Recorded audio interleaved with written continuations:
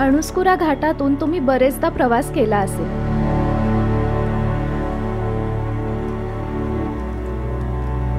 तिथे थांबून भाजलेल्या मक्याचा आस्वाद घेत दरीत दिसणारी अशी दृश्यही बघितली असतील.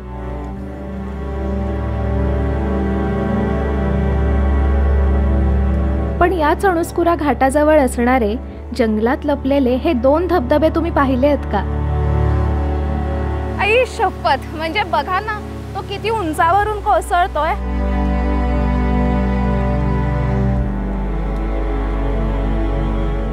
मोठाला शेतीचा भाग असलेलं आणि निळाशार पाण्याचा डॅम असणारं हे गाव तुम्ही बघितलंय? नमस्कार, मी मुक्ता नार्वेकर आणि आज मी तुम्हाला घेऊन चाललीये अणुस्कुराच्या ऑफबीट भटकंतीवर.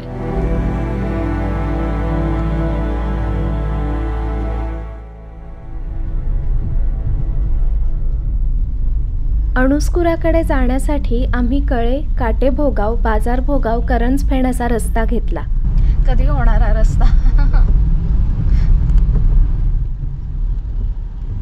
रस्त्याचं काम मधी सुरू आहे. काही रस्ता मात्र आता चांगला तयार झालाय. आधी 2 दिवस टळटळीत ऊन होतं, रस्ते बिस्ते असे खडखडीत सुकलेले, आणि आज सकाळी पावसाला सुरुवात झाली आहे. मी खूप आधी अणुस्कुरावरती व्हिडिओ केला होता आणि असाच धोधो पावसातला होता तो. आम्ही आता बाजारभोगाव ते बरकीच्या रोडवरती आहे.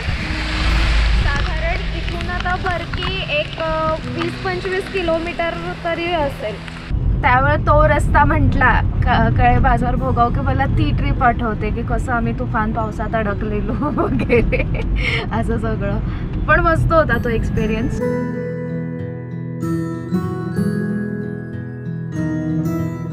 वाटेत आम्ही स्वस्तिक हॉटेल म्हणून आहे तिथे नाश्ता केला. नाश्त्याला कटवडा घेतला होता.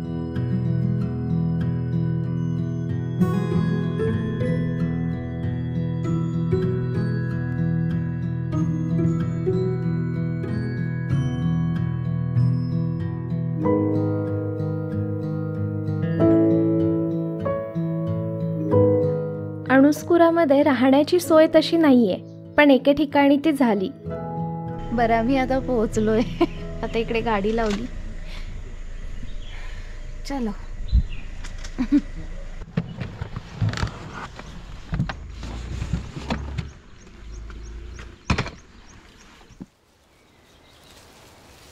हे रिसॉर्ट अजून सुरू नाहीये, पण देशपांडे काकांनी आमची विनंती मान्य करून राहण्याची सोय केली. अगदी किरकोळ चार्जेस त्यांनी घेतले होते.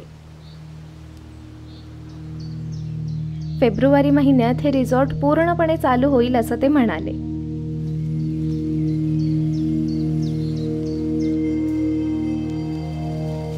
इथे पोहोचल्या क्षणी भोवतालच्या शांततेनं मनावर राज्य केलं.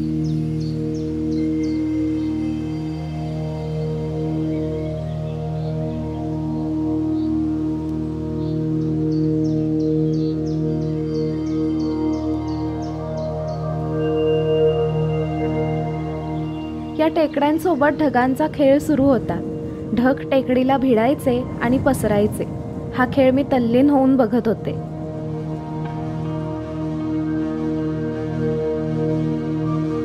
दुपारी अणुस्कुरा जवळच्या भागाची भटकंती करायला बाहेर पडलो. खूप सुंदर रस्ता आहे.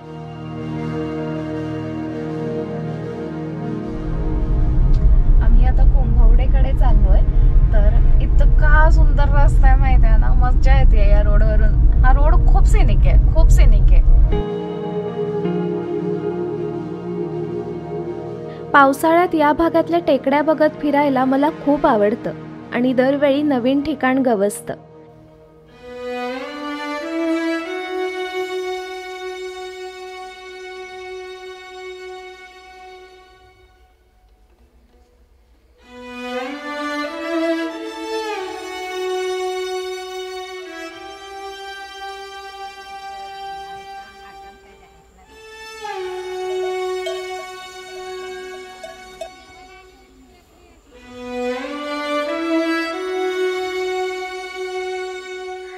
आम्ही रोड ट्रिप चालू केली आणि अतिशय सिनिक सुंदर रस्त्यानं इथं कुंभवडे गावामध्ये पोहोचलो आणि बघतो तर भात लावणीची कामं सुरू होती आणि अशक्य सुंदर परिसर आहे. मला माहिती नव्हतं की, म्हणजे मी कल्पनाही केली नव्हती की इतकं सुंदर गाव म्हणजे अंबा आणि अणुस्कुराच्या रोडवरती आहे. तर मजा येते खूप. तुम्ही त्या रूटनी येत असाल ना तर मजा येणार आहे तुम्हाला पावसाळ्यात खास. मी आता या भात शेतीच्या पॅचमधून अशी चालती आहे मस्त, हे बघा. तर इथे ना आत्ता श्रावणाची जी खासियत आहे ती बघायला मिळते आहे. जस्ट हे वारं बघा आणि माझ्या पाठची भात शेती बघा.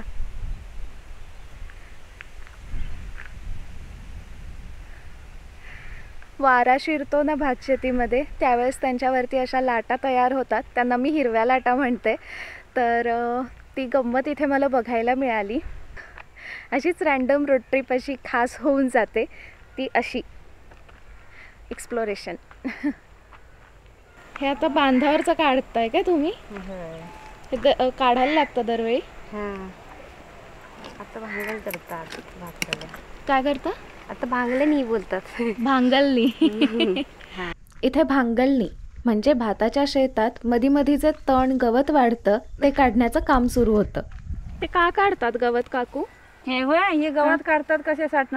भात मग चांगलं येतो वाय जरा, मग रानात कापायला घोसत नाही. आमच्याकडे शेती भांगल्याशिवाय होणार नाही. अच्छा, म्हणून काढायला लागतंय. हा जो भात आहे ना त्याला एक काडी म्हणतात. त्याची एकच अशी काडी अशी रोवली जाते, त्यामुळं हा एक काडी आहे आणि त्याच्यावरती जो आहे हा अस्मिता आहे. आता हा भात तयार कधी होईल? आता दिवाळीच्या इकडं, दिवाळीच्या वेळेस.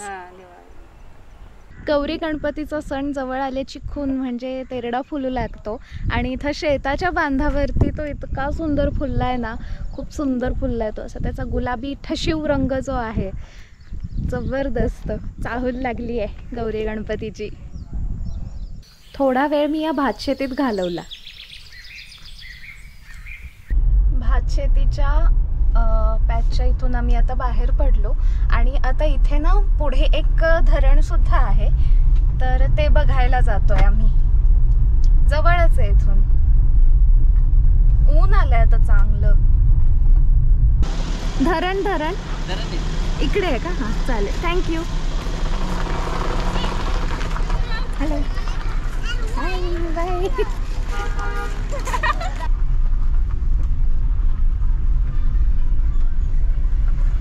तर तिकडे आम्ही गाडी पार्क केली आणि या बाजूला इकडून असा धरणाकडे जायला रस्ता आहे तिकडे.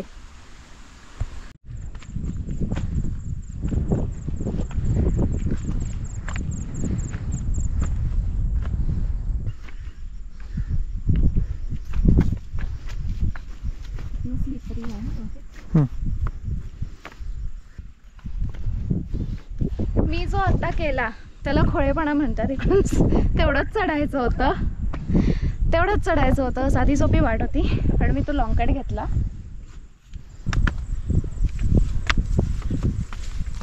आहा,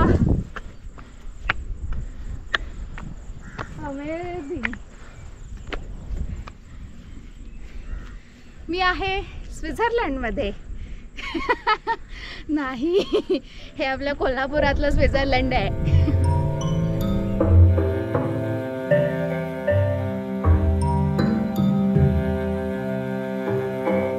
धरणावरून फिरताना एका बाजूला गाव दिसत होतं तर एका बाजूला निळशार पाणी.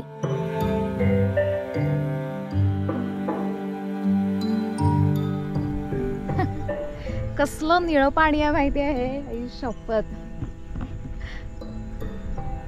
इकडे उजाडलेला परिसर आहे, पांढरे पांढरे असे ढग दिसतात आणि इकडे सगळे काळे काळे ढग आहेत.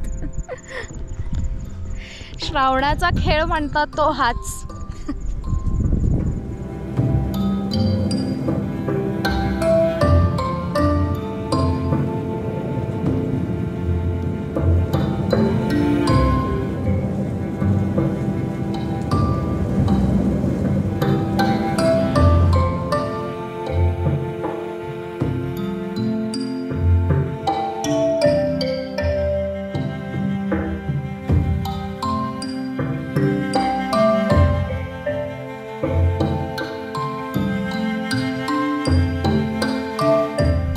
डॅमच्या काठी मी असा तासभर छान वेळ घालवला. आता 6 वाजत आलेत, अंधार होईल थोड्या वेळात. इथून 8 मिनटावरतीच आमचं रिसॉर्ट आहे, तर आता आम्ही निघतो. उद्याचा प्लॅन मात्र खास आहे. जिथे मी जाऊ शकले नव्हते 4-5 वर्षापूर्वी तिथे जाणार आहे, बर्कीच्या धबधब्याकडे. तर एक्सायटेड आहे मी जायला तिथे, कारण तो धबधबा असा रौद्र रूपाचा आहे. तर बघायचं आहे मला खरं तर भीती वाटते, पण बघायचं पण आहे, असं आहे. तर उद्याचा प्लॅन बर्कीचा धबधबा. रात्री काकूंनी जेवायला मोदक आमटी केली होती. तर आता रात्री जेवणाला मोदक आमटी आहे. हा प्रकार मी पहिल्यांदाच खाऊन बघणार आहे. मोदक आमटी हा पदार्थ विदर्भ खानदेशात केला जातो. यामध्ये खोबऱ्याचेच पण तिखट सारण भरलेलं असतं.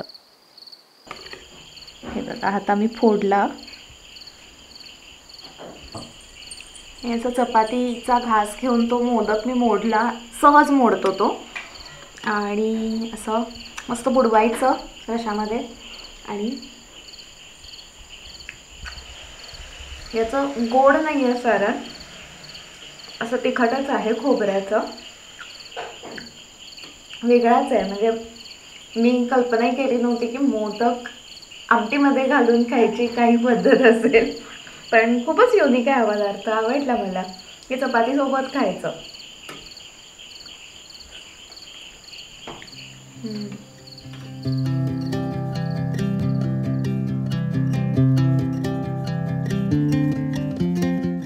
गुड मॉर्निंग सगळ्यांना.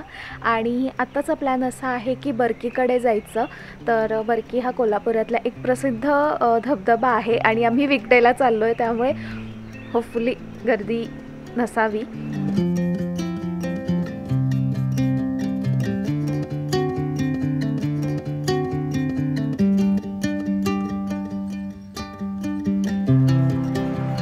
तुम्हाला मागे माझा पूल दिसतोय, तर तो बर्कीकडे जायचा पूल आहे, बर्की गावाकडे. आणि 4-5 वर्षापूर्वी काय झालं होतं की आम्ही गेलो होतो, पूल पार करून पुढे गेलो होतो थोडंसं, आणि पाऊस धो पडायला लागलेला खूप, आणि पाणी कासारीचं झपाट्यानं वाढलेलं, आणि अगदी एवढंसं कमी होतं पाणी पुलावरती यायला. तर आम्ही गेलो आणि परत आलो. तिथे आजोबांनी सांगितलं, मला अजून आठवतं त्यांचं वाक्य, की आगीशी आणि पाण्याशी मस्ती करायची नाही म्हणून. हे ऐकलं आणि आम्ही परत आलो. थोड्या वेळात पूल पाण्याखाली गेला होता.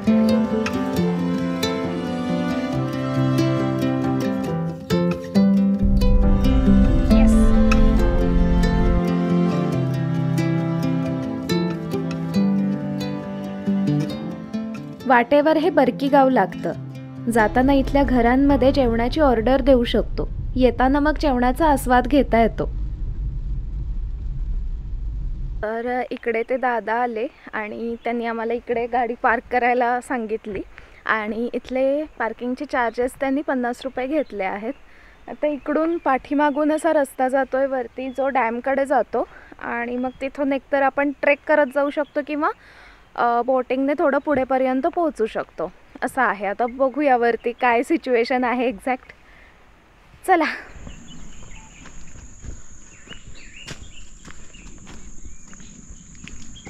प्लास्टिक, चिप्सचे पॅकेट्स, भयंकर वाईट वाटतं. पार्किंगपासून साधारण 2 मिनिटं चालल्यावर हा डॅमचा नजारा दिसला.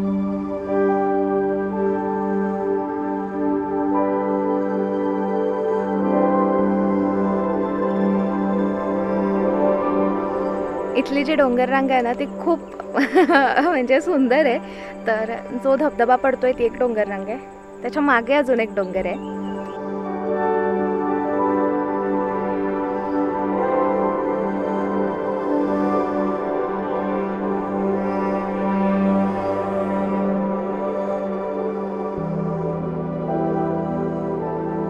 डॅमपासून धबधब्यापर्यंतचे अंतर अर्ध्या ते पाऊण तासाचे.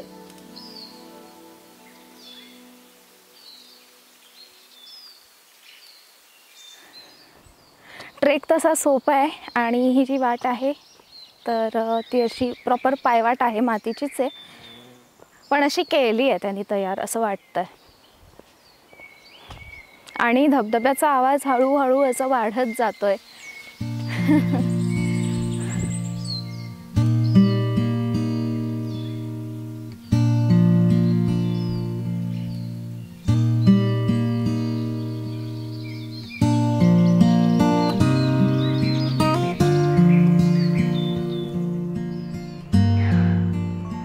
कुठे असेल ना त्याचा उगम, लांबच्या डोंगरावरती कुठेतरी.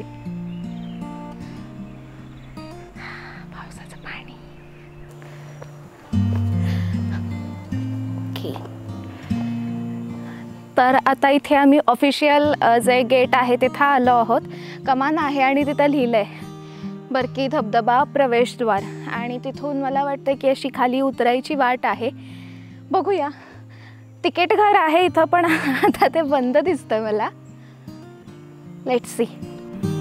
दाट जंगलातून जाणारी रेलिंग असणारी दगडी वाट होती.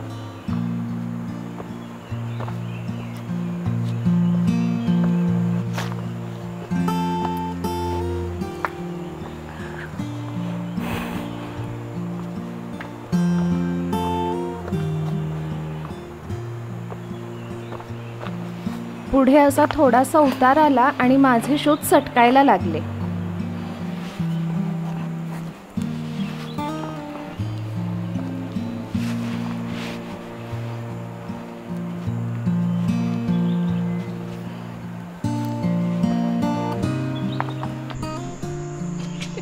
सॉरी. ओके. अरे यार, हे सगळे अशी इथंपर्यंत तरी अशी उताराची आहे वाट. तुम्ही मला जसं बघितलं, मी अशी रेलिंगला धरून वगैरे अशी उतरत होते, तर तितकं ते अवघड नाही आहे. सपासपा तुम्ही चालू शकता. हे माझ्या शूजचाच प्रॉब्लेम आहे. ते मी स्पितीच्या वेळेस घेतले होते, ते सॉलिड सटकतात, त्यामुळे मला अगदी सावकाश उतरावं लागतं. साधा जरी गुळगुळीत दगड लागला ना तरी ते सटकतात, त्यामुळे मी सावकाश चालते आहे. पण तसा रस्ता नाही आहे, अवघड नाही आहे, तुम्ही येऊ शकता आरामात. ओके, आता वाट अशी प्लेन आहे त्यामुळे मी व्यवस्थित चालती आहे. काय राहो, मजाच केली माझी शूजनं.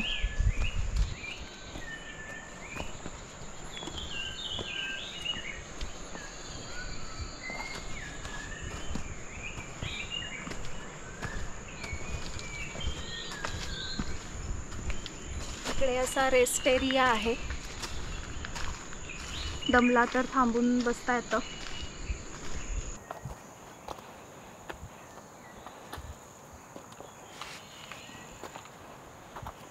तर इकडे ना 2 वाटा गेल्यात. एक अशी सरळ जाते त्या बाजूने अशी, आणि एक जी आहे ती आता रोहित उतरतोय ती अशी खालती आहे. तर 2 धबधबे आहेत. मला वाटते ही एका धबधब्याकडे जात असेल आणि ती एका धबधब्याकडे जात असेल. आम्ही आता खाली जायची जी वाट आहे ती घेतो आणि मग निघताना परत या वाटेनी जातो. पुढे जाऊ तसा पाण्याचा झुळझुळ आवाज ऐकू येऊ लागला.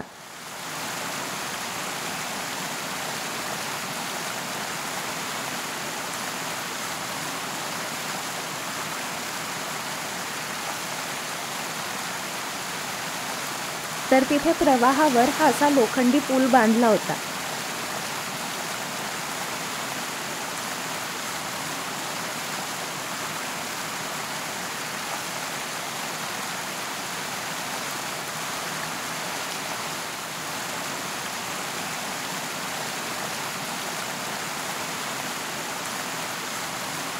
पुलावर मी थोडा वेळ रेंगाळले.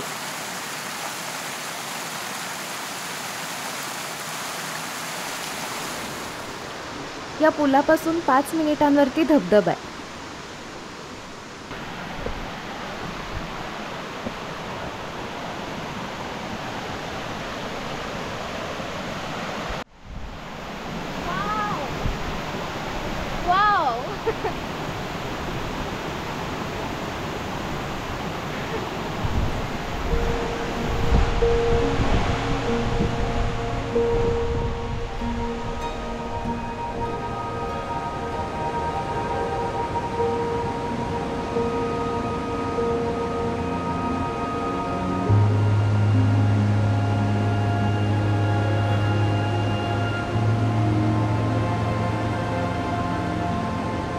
धबधबा बघितला तेव्हाच बाप रे असे उद्गार तोंडून बाहेर पडले होते. लांब लचक उंच कडा, त्यावरून कोसळणारं पाणी आणि त्याचा तयार होणारा नाद, हे सगळं मी त्या दगडावर उभं राहून बघत होते आणि ऐकत होते. मी थक्क झाले होते आल्या आल्या. लोक बरकी बरकी का करतात हे मला आत्ता कळालं. प्रचंड सुंदर धबधबा आहे हा. जसा त्याचा कडा उंच आहे ना, तसाच त्या कड्याचा विस्तारही असा खूप आहे आणि त्यावरून तो धबधबा कोसळतो. वाऱ्याने तुषार उडतात, त्याचे बेभान वारे आहे. आई शपथ, मी थक्क झाले होते हे बघून. कमाल कमाल, मस्त एक्सपिरियन्स आहे.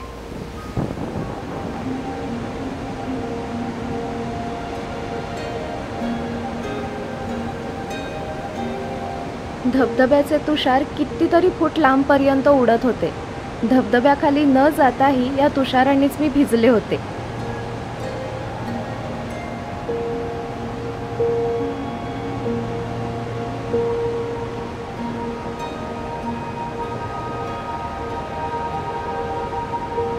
बरकीचा हा पहिला धबधबा आम्ही आता बघितला. सुंदर एक्सपिरियन्स होता हा धबधबा बघणं म्हणजे. आता मला उत्सुकता आहे दुसऱ्या धबधब्याची. तो कसा आहे हे मला बघायचं आहे. आपण लगेच जाऊयात. दुसऱ्या धबधब्याकडे जायला ही अशीच दगडांचीच वाट आहे. रेलिंग आहे पुढे. हां, मस्त आहे रूट. एक्सपिरियन्स जबरदस्त आहे.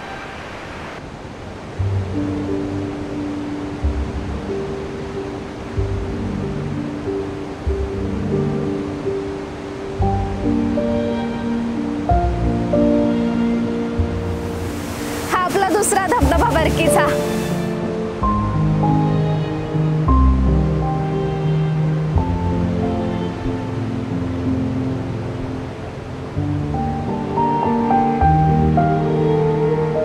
या धबधब्याचं पाणी प्रचंड आवेगानं कोसळत होतं.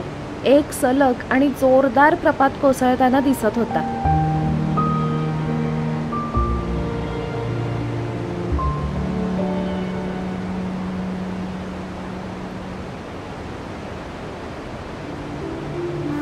हा पण कमाल आहे. ह्याचा फ्लो जास्त आहे आणि तिकडे ना खाली धबधब्याच्या इथे गुहा सुद्धा तयार झालेली दिसतीये. तिकडे फोळी होती मधमाशांची, इकडे अशी कड्यावरती हिरवी हिरवी अशी झाडं वेली उगवलेल्या आहेत. मस्त आहे हा पण धबधबा. पण तो मला जास्त आवडला. म्हणजे मस्त होता तो धबधबा. असं आई शपथ असं होत होतं तिथं गेल्या गेल्या. इकडं आल्यावरती हा पण उंच आहे असं एवढंच होतं. हा असं नाही होत. सॉरी. बरकीचा हा दुसरा धबधबाही बघून झाला माझा. मी भिजले नाही. तर तिथे खाली लोक आहेत तर ते भिजण्याचा आनंद घेत आहेत. काही ठराविक अंतरापर्यंत बहुतेक जाता येतं तिथं आणि भिजता येतं. तर काही मंडळी तिथे आनंद घेतात धबधब्यात भिजण्याचा. आणि चालेल, आता बघूया आपण पुढे कुठे जातोय. परत जाताना तिकीट काउंटर सुरू झालं होतं. दोघांचे मिळून 20 रुपये तिकिटाचे दिले.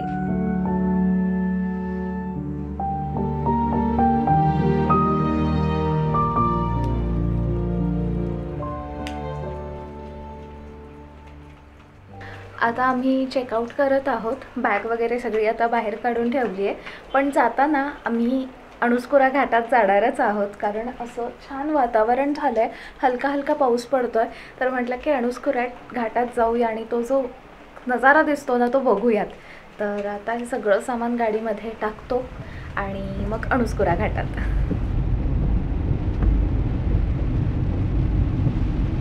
मस्त पाऊस सुरू झालाय आता. आमची ही जी टोटल ट्रिप आहे त्याचा खर्च म्हणजे स्टेचा आणि जेवणाचा, चहा कॉफी काल झालं होतं, तर हा सगळा मिळून खर्च आला 1895 रुपये. आणि आता मी मस्त संध्याकाळी अणुस्कुरा घाटात आता वेळ घालवणार आहोत. बघूया आपल्याला खालचा काही नजारा दिसतोय की नाही दिसतोय, कारण खूप पाऊस सुरू आहे आणि धगपड आहेत.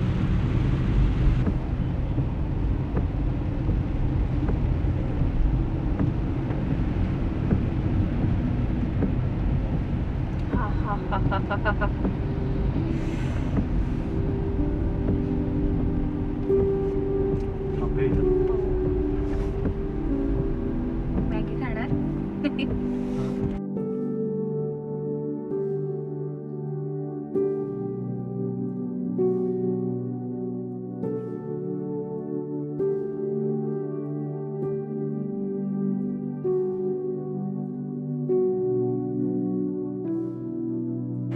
आम्ही अणुस्कुरा घाटात पोहोचलो. खरं धुक्क आहे सगळं खाली आणि पाऊस पण बारीक बारीक सुरू आहे. मग म्हटलं की इतकं सुंदर वातावरण आहे तर छान कॉफी घ्यावी आणि सोबत कणीससुद्धा भाजून खावं. तर काकू इकडे कॉफी करतात आणि इकडे दादा कणीस आम्हाला भाजून देतात.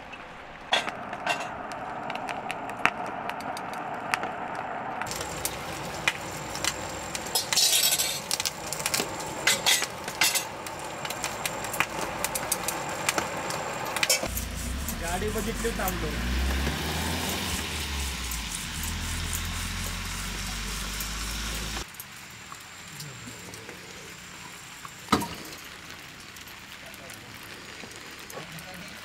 काकूनी आता कणसाला असं छान लिंबू मीठ आणि मिरची पूड अशी लावून दिली आहे. ते बघताना असं चरचरीत अशी फिलिंग येत होती. तर मी आता खाते कणीस.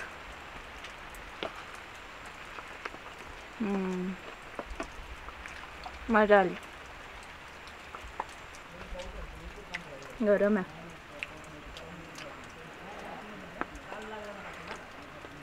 हा मस्त झाली आहे काकू कॉफी. Okay thank you. आमचं कणीस खाऊन झालं, कॉफीही पिऊन झाली, पण घाट अजून धुक्यातच होता. आणि इथे 2-2 मिनिटाला पूर्ण असं वारं बदलत असतं. वारं आलं की धुकं जातं. पाऊस पण आता आहे नंतर नाही असं असतं इथे वातावरण. एकदम लकलकीच्या झालं ना तर बघायला मजा वाटते. होय. तो डॅम दिसतोय ना खाली. हा डॅम दिसतोय. कधी वेळी लोक डॅम बघायला आलेले असतात त्यांना धुक्यामुळे दिसत नाही. आणि जे धुकं बघायला आलेले असतात त्यांना पूर्ण क्लिअर असतं. धुकंच नसतं त्या दिवशी. आम्ही निघणार होतो तोच ढग वेगाने पळू लागले.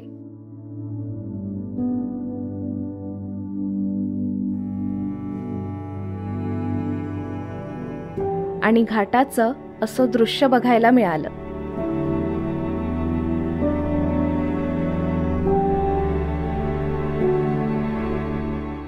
नागमोडी वळणावरून गाड्या येताना जाताना दिसत होत्या. त्यांचा दिसत असणारा छोटा आकार पाहून मौज वाटायची.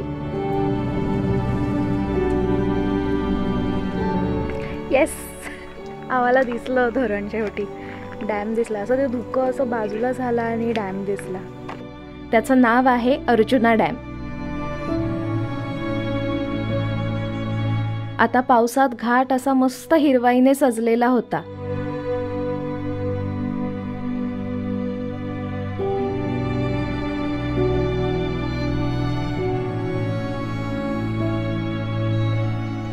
तुमच्या आमच्या सगळ्यांच्या आवडत्या अणुस्कुरा घाटाची ही अशी भटकंती होती पावसाळ्यात केलेली. हा एपिसोड आवडला तर जरूर शेअर करा, लाईक करा आणि चॅनल नक्की सबस्क्राईब करा. भेटूयात पुढच्या भटकंतीत. बाय.